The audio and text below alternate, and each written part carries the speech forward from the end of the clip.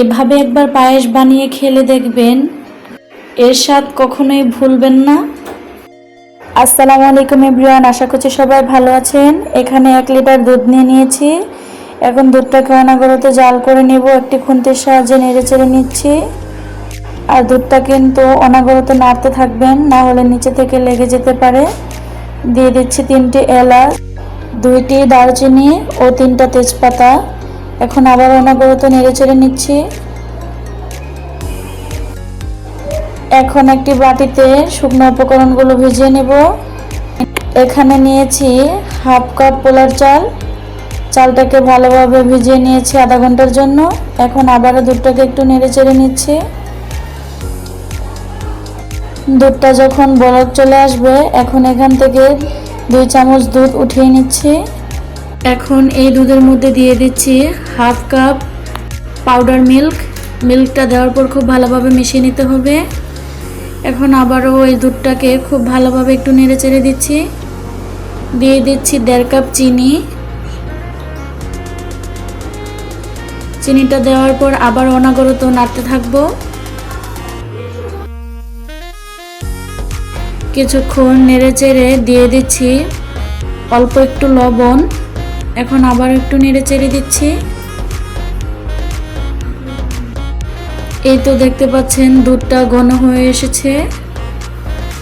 এই তো এখানে চালটা ভালোভাবে ধুয়ে নিয়েছি। এখন দিয়ে দিচ্ছি 1 চামচ ঘি। ঘিটা দেওয়ার পর একটু নেড়ে চেড়ে খুব ভালোভাবে মিশিয়ে নিতে হবে। এখন জাল করা দুধের মধ্যে ঘি মাখানো চালগুলো দিয়ে দিচ্ছি। এখন খুব ভালোভাবে অনবরত নাড়তে হবে। কিছুক্ষণ নেড়ে চেড়ে নেওয়ার পর ঢাকনা দিয়ে ঢেকে দিচ্ছি 10 মিনিটের জন্য মিডিয়াম আঁচে। 10 মিনিট পর ঢাকনা উঠিয়ে একটু নেড়ে চেড়ে দিচ্ছি। আরও 10 মিনিট রান্না করে নিয়েছি।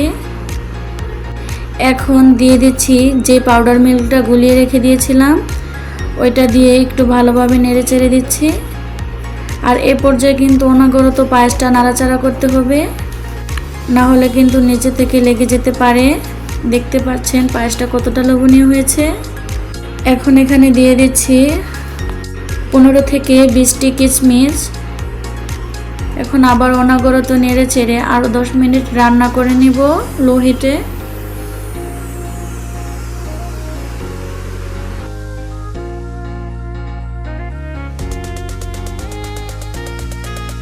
এই তো দেখতে পাচ্ছেন পায়েসটা ঘন হয়ে এসেছে। এখন পায়েসটা চুলা থেকে নামিয়ে নেব।